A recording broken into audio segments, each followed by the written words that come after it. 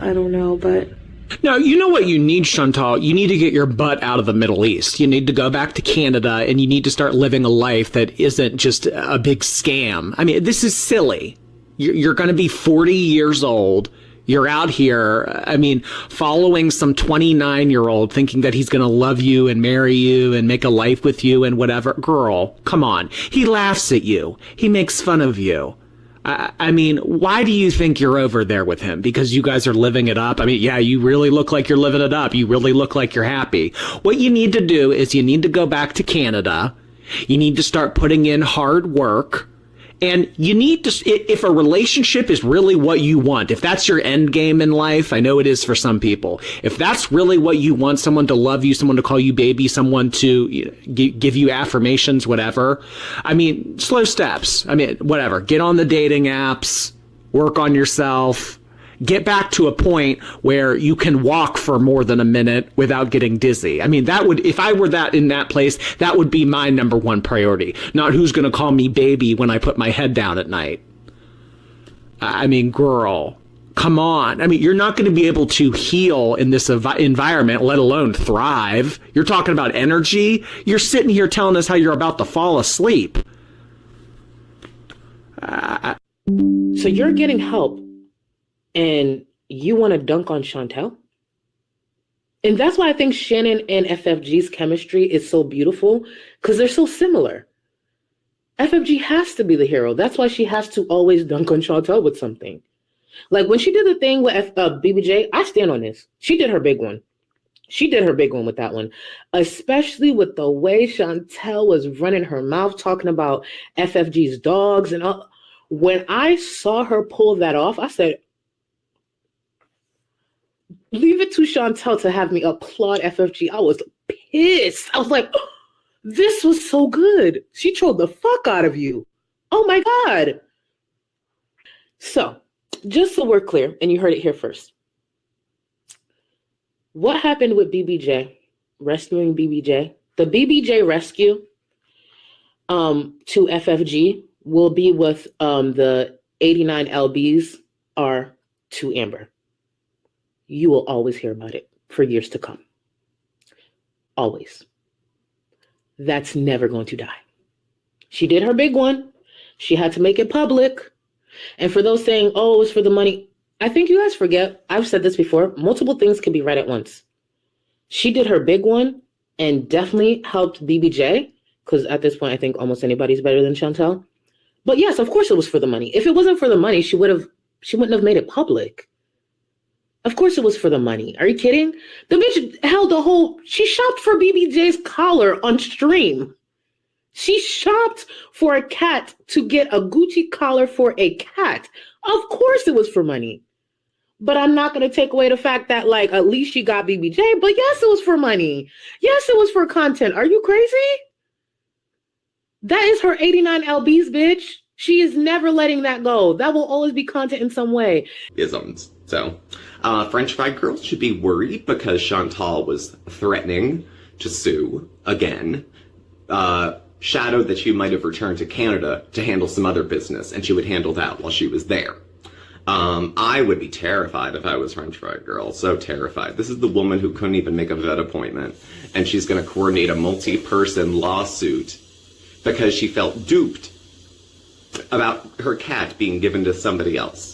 By her to somebody else. But she couldn't tell you who because the selfish bitch wouldn't even walk down the stairs to go say bye.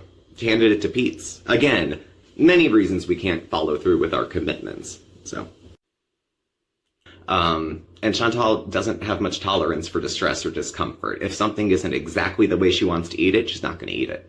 If it's not the right temperature, she's not going to eat it.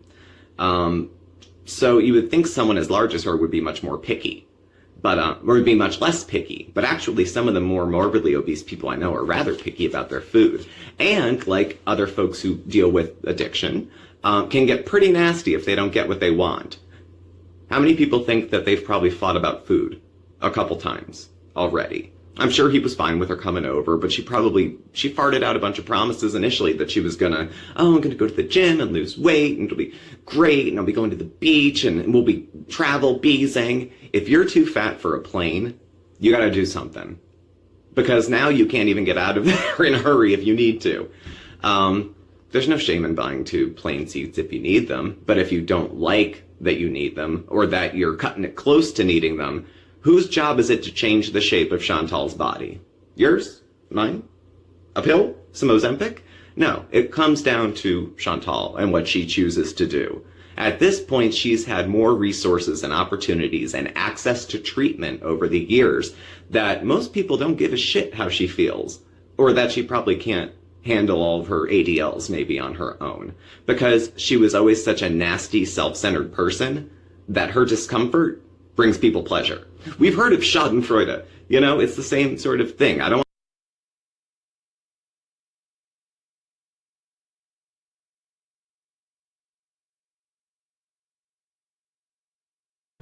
So we saw some boats pass by while we were hanging out by the riverside and decided after we were done hanging out by the river to see if we could find a dock and take a boat ride ourselves.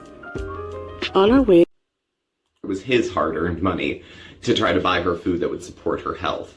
And then either she ordered it without him, or he came to reason of, look, I don't love you so much that $250 isn't worth risking your health to me. So if you really love me, Chantal, really, really love me, you'll go on there, eat yourself half to death, and give me the cash. So, I don't know. And she wants privacy. Okay. And where's your husband? Where's your husband? Where's your husband? Where's your husband? He's out with the boys. Thailand, from what I understand, has a very, very active sex scene. So, I'm sure he'll text you. But at any rate, this week we're going to... But she's sitting there, not a lot of people around, but it was the old eyes darting. Remember the outhouse? Or going for Burger King and then sitting in the parking lot, full face of makeup, looking all over the place to see who's looking and who's watching. She's out proud and doesn't care, but hawks like she's ashamed of what she's engaging in. So when she's sitting there with Sala eating, and there's people, you know, not a lot of people, because they go everywhere when it's closed. She's afraid of people, and they want to be able to film, and they're weird. They're weird. She likes getting attention, but standing out doesn't really, like, I think she probably feels like people are staring, because they are staring. It's a spectacle. She's 4 times the size of a normal woman. So I think people are going to stare. That shouldn't be unexpected. Is it rude? Is it cruel? I don't know. Bottom line, it shouldn't be unexpected. And to act shocked would be kind of stupid as well. You've read about it a little bit and saw it on TikTok. Please look better after yourself. Take better care of yourself. If not you, for your husband that you told us you loved so much. How much do you love him if you're willing to eat yourself to death because it's too difficult to try to get better beyond 36 hours?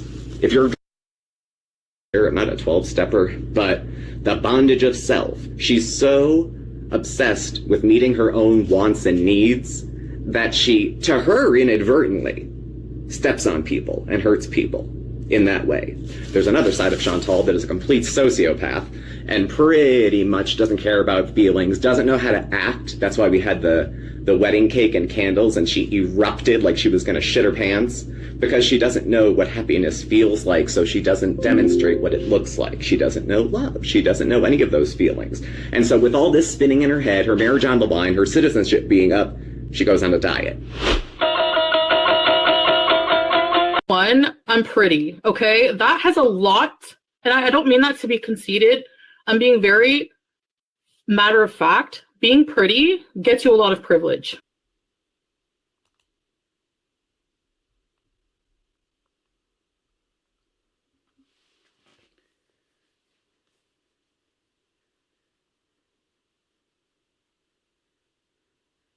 I'm just saying, you can get away with a lot if you're pretty. Number one, I'm pretty. Okay, guys, so this is the trailer for Femme. It's been released in Europe, but it's out. It's a thriller, and I've seen it. It's a fantastic film.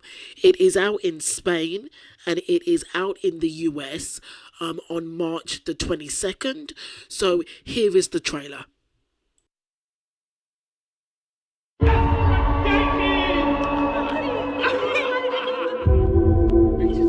in his high heels. Well, you can turn around if you're a fucking man. You're letting them win. How you want to deal with that?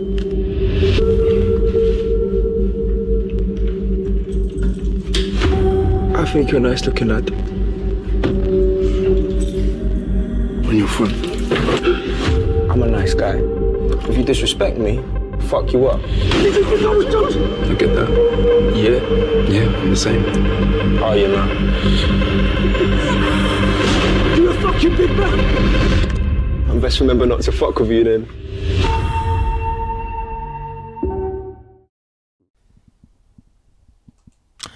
Hi guys,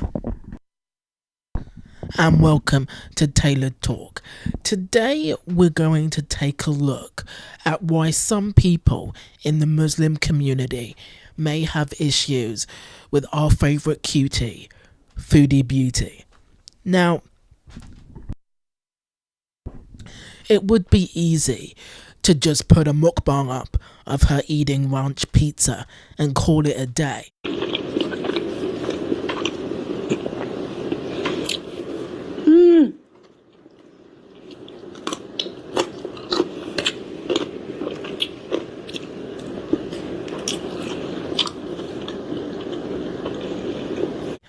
Or Foodie going haywire over a donut, or of her eating a platter of rice and shrimp for 4 people. Shrimp. But I wanted to take a deeper dive into Foodie's attitude towards Islam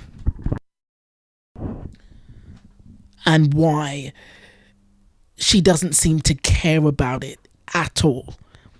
She dived into this religion purely to impress her boyfriend. She has no knowledge of Islam. Foodie Beauty cosplays. She doesn't follow Islamic rules. She doesn't pray. She doesn't read the Quran. She doesn't conduct herself like a married Muslim woman at all. It seems like ever since she took the Shahada, she's become more unhinged. Foodie's become more addicted to food, more vile, more poisonous, more determined to do food porn. And ever since she took the Shahada, she's become more morally bankrupt as a person, and I'd like to examine why. First of all, we're going to take a look at Muslim reverts, Muslims that did actually take Islam seriously, and we'll be looking and listening at Muslim reverts and hearing their stories of how they converted to Islam in the first place. You know, I did really struggle after we left. I didn't know how to live. I didn't know how to do the mortgage, the rent. That's why I say, like, I go out with my friends and I'd get into trouble and I'd do other things.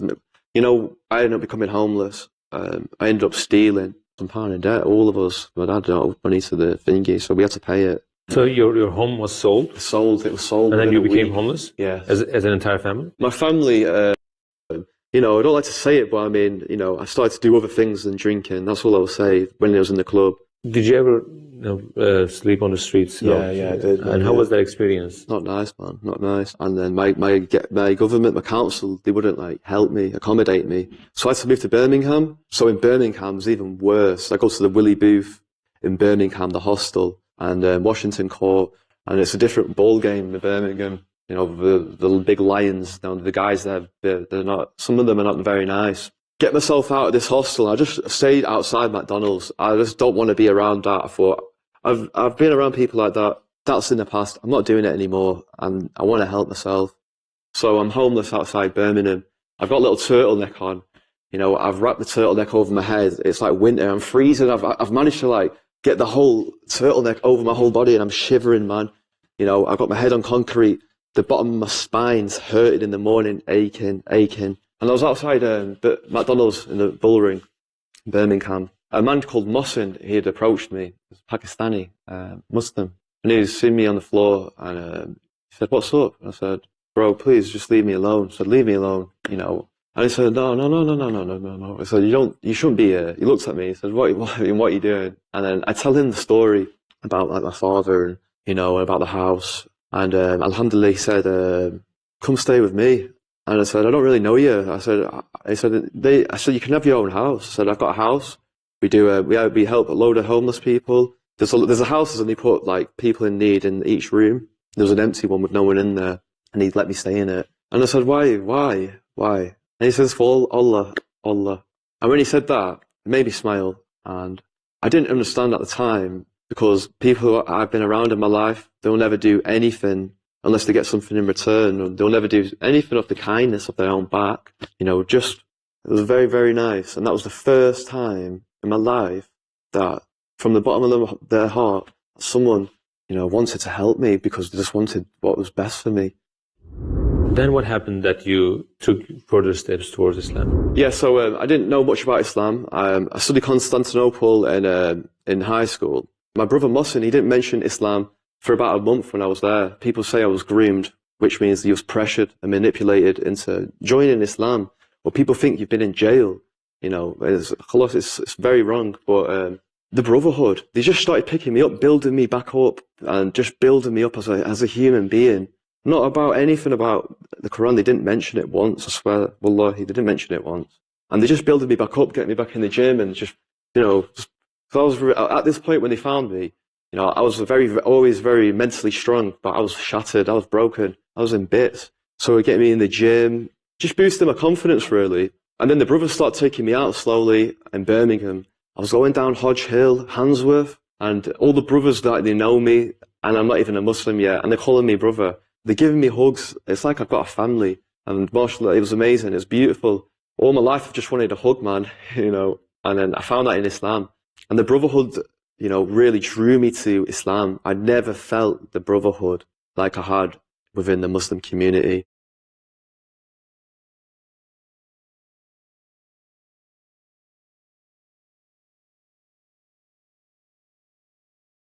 This one is a really good one to start off the video with. It is, how did you know you wanted to revert? Side note, if you guys are non-Muslim or you just didn't know, a revert and a convert are the same thing in Islam, because we believe that everyone is born Muslim, so technically you would be reverting back to Islam. So yeah, I'm gonna probably use convert and revert both in these videos just to make it easy for you guys in case you didn't know. Those two are essentially the exact same thing in Islam. So for me personally, reverting was kind of a long process. This is something that happened over 6 months. It was literally me studying Islam every single day. After I'd come home from my study, I would literally just sit in my room for hours and watch Mufti lectures and other Islamic lectures. Also, I had bought a massive textbook on Islam, and every single day I would go through and highlight all the key points or, you know, interesting facts I wanted to remember. So it was a long process of doing heavy research every single day. Me personally in school, I mean, I enjoyed it, but I never really had that urge to study and learn on the topics that we were learning about. I think this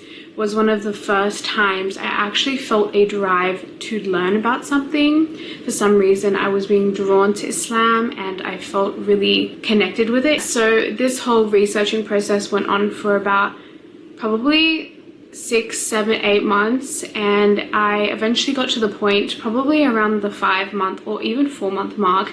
I kind of knew already that I wanted to convert, and everything that I was reading already aligned with my beliefs. I, alhamdulillah, found explanations for things that I never could find an explanation for before. I feel like in reality, it happened really slowly, but in my brain, it kind of all happened so fast. Like 1 minute I was just doing a little bit of research just so I could find an understanding on Islam and kind of learn the basics, to literally a few months down the track, I was full-blown researching a religion that I had fallen in love with. He's absolutely terrified of thunderstorms. This is another thing as a revert. Of course, I'm living with my non-Muslim family and my beautiful puppy. God loves all his creations, and so do I.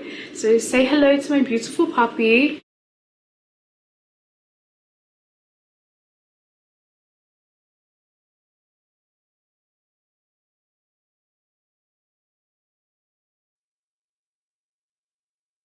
let's just get right into it. So the first question is, why convert to Islam? That is by far the most asked question that I have ever received. So I grew up in a very small town. I had never met a Muslim before. I never even knew what Islam was. And I always struggled with the religions that I was introduced to. I always had a lot of questions, and those questions were never really answered to my liking. And they actually even caused more confusion and never really like settled my heart. And with those religions, I always found that, you know, you believe this because you're told to believe that. There's not really an explanation that goes with it. People will just be like, oh, that's faith. Like, that's just what you're supposed to believe.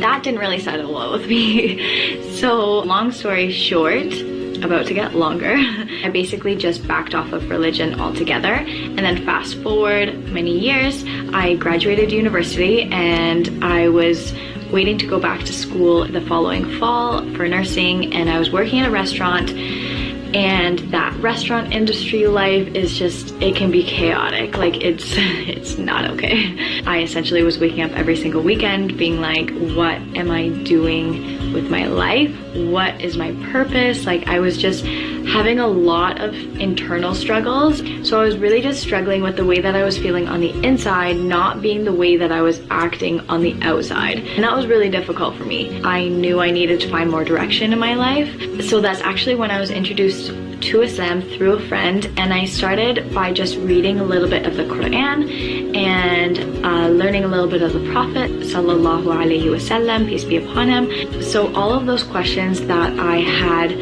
previously growing up with other religions started to be answered in a very straightforward, factual way. They really started to touch my heart. I started to be like, wow, okay, this makes sense. I felt like for the first time, I was learning the truth. And it was a very simplified, straightforward way. It really hit me hard. Besides learning about the Quran and a little bit of the Prophet at the time, I started to meet some Muslims. So the people that I was being introduced to really embodied like amazing characteristics. So I started to realize that a huge reason as to why these people were the way that they were was because of Islam. So the Muslim community actually had a really big impact on me, and still does to this day, but especially in the days prior to me converting and then also afterwards. So if you want to know more about how the Muslim community helped me and affected me, I do have a video that I will link in the card here. Check that one out if you want to see more. It came down to one night for me, and I had been learning for a little while. I had an experience that I won't really get into, but that was kind of like my breaking point, the divide between the way that I was living and the way that I wanted to live.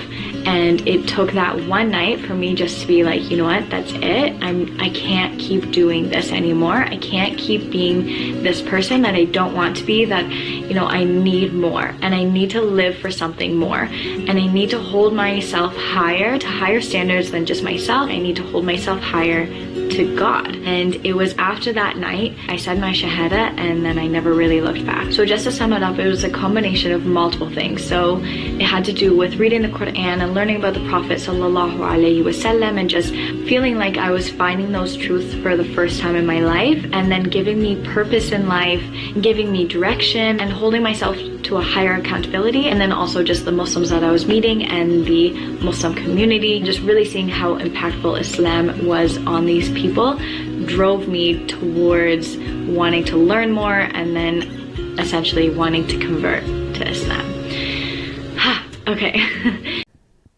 Hi guys, so you've just listened to 3 reverts there. So Joseph, Krishama and Jess, about their journeys to Islam and the influences and influencers that led them to that point. And now I'm going to show you a clip from the almighty Chicken Pickle about why Foodie decided to convert or revert to Islam. Well, I have been seeing somebody, and they are, it's just kind of really gone really fast. And We've been talking a lot, like video, pretty much all night since we've met. So I've been really busy just like talking, and he plays music for me at night. Like we have a little routine. We like, you know, have some time alone, and then he'll play music for me. He's like, maybe I could play music for your videos sometime. Would you guys like that? Anyway, we really hit it off. Wilma, Dickfit. He is Syrian, so I'm going to be keeping this relationship very private for now. We plan on eventually doing some traveling videos together. He's around my age, so it's really perfect. He has a really good job. I want to admit something to you guys, but I don't know if you'll understand. So this is why I'm dressed more conservative today. I like that. I kind of like that. There are things I liked about being in a relationship with an Arabic man, I realize now.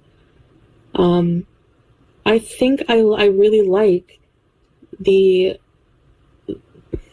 I find traditionally Arabic men are more take care of a woman, like regardless of your, you know, like for example, just as an example, like if he wanted to spend more time with me, for example, this situation, I'm just understanding better because I notice it's a pattern. So, for example, if I say, I think I'm going to go for a little while, and he'll say, oh, do you want to spend, you know, like spend a few more minutes with me, baby, or whatever. Some people will see that as a red flag or see it as like needy. You know what I mean? In some instances, if it's like very, very insistent and persists, but you could also see it as like, I like that. Like, I find like what I've encountered with Arabic males, like the attitude is like the male role of like taking care of the woman. Like, cause he'll be like, you know, anything I can provide you with anything, you know, like just say the word, everything, like future money, like you don't have to, you know, like they take care of their woman, you know, like it's the traditional value of something. It's like the conservative nature of it. I'm kind of liking right now at this point in my life. The idea of having an actual husband to take care of me as a wife and like have that mutual bond of respect and built on actual values other than just, you know, sex and, you know, valuing you as a role, as a person, to contributing to the relationship as like a wife. And, you know, I don't know. That part always makes me laugh because it's very clear that Foodie has no idea what the fuck she's talking about. He's really into me, like he wants to chat. We chat like for hours all night. I've never had conversation like that with someone. Speaks very fluent English. Has a nice place. He looks like a younger Tony, and he has the same red lights. He plays keyboard very well. He's really nice. No, it's not the married man. I've only known this guy for like 2 days. And he wants to fly me out like next week and get married. He has a 2-week vacation from work. And he's like, I'll just pay for a ticket for you. You don't have to pay for anything when you're here. He's like, I'll order his food every day. Sherry. And then I like that idea of not even having to drive anymore. He has a really nice car and a good job. And I could live stream from there. It would be so interesting, but life would be so conservative.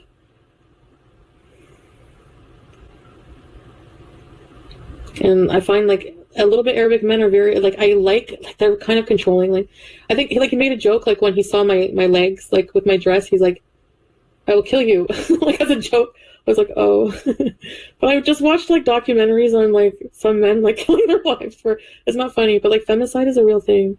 So I was like, fucking, it made me think of that, and I kind of got scared. I'm not accusing anybody, but I was like thinking of that. There's a lot of cultural differences. You know what I mean? He's not gonna let you do what you want. Why are you so stupid? Well, maybe is that such a bad thing? I mean, like maybe I don't need to be being so irresponsible anymore. Anyways, are you for real? No, that's okay. So I'm taking it. Okay. Red flag. If chaperone Sherry is freaking out, that's the thing. This man is very, very smart, has a very good job, makes good money, has his own place, has a nice car, drives very well, is very confident. I like the way he's and looks-wise, he's perfect. He's an Adonis body, like looks-wise. He's a younger, more vibrant Tony, like beautiful hair and beard, black, and beautiful teeth, and looks at me and just like, I can't wait till you're here, baby. And just his body and fuck. And the way he just makes me feel like I'll be safe with him. Be careful, it's slippery, huh? Yeah. Okay, babe, I'm gonna do another big jump. Okay, let's see. Count to 3. I'm so excited. 3, 2, 1, go! Whoa! Are you okay, babe? My shirt went over my head and almost drowned me. And the way he just makes me feel like I'll be safe with him, but...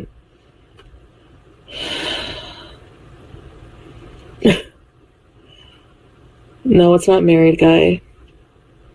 No, he's not ugly. And you guys will definitely agree. Can you live stream doing an IQ test? Fair. Fly him over, make him come to you. Well, he's gonna pay for me to go there.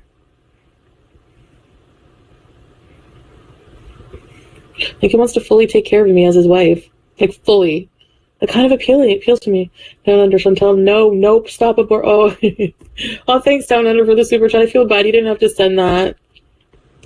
I don't want you guys to freak out. I'm sorry. I didn't mean to worry you. That's why I really didn't want to say anything and kept with keeping everything under wraps. But at the same time, this is why I talk about things on my channel, because I talk about things that make me a bit nervous.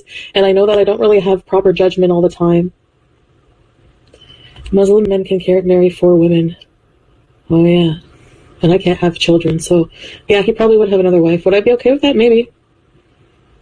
I don't know. Oh God, no. Maybe. I'm supposed to go to Kuwait to get married.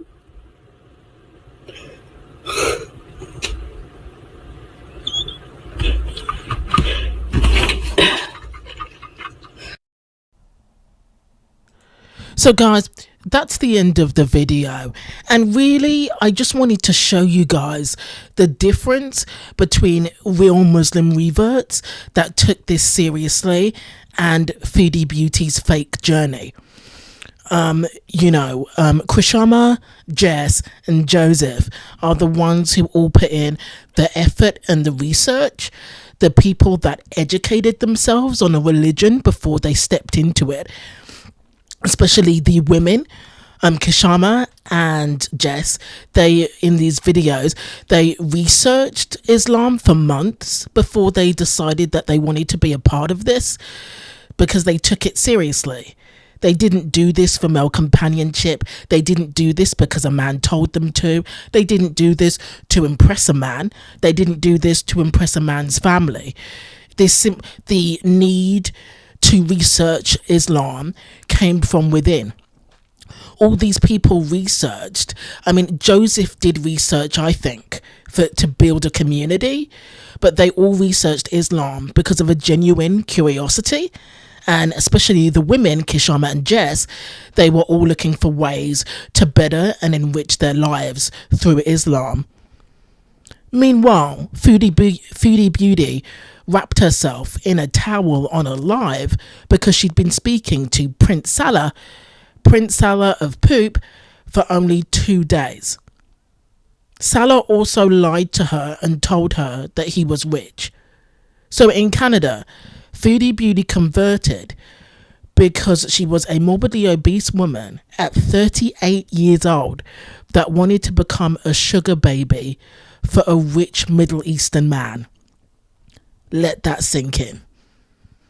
For Foodie Beauty, it was literally a cash conversion, because the only reason that she was doing this was for a rich sugar baby lifestyle, which is rich considering the way that she treated Allah's wife for having a full-time job in retail, and now in Salah's country and with Salah as a boyfriend, she is still a full-time mukbanger.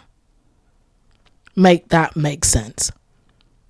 Okay guys, that's the end of the video. If you're still here, thank you for watching, thank you for listening, and I'll see you in the next one.